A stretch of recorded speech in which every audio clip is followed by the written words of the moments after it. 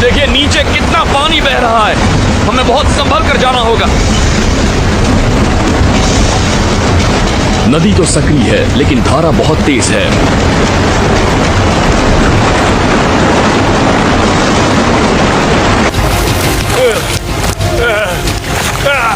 इस कीचड़ में चलना बहुत मुश्किल होता जा रहा है।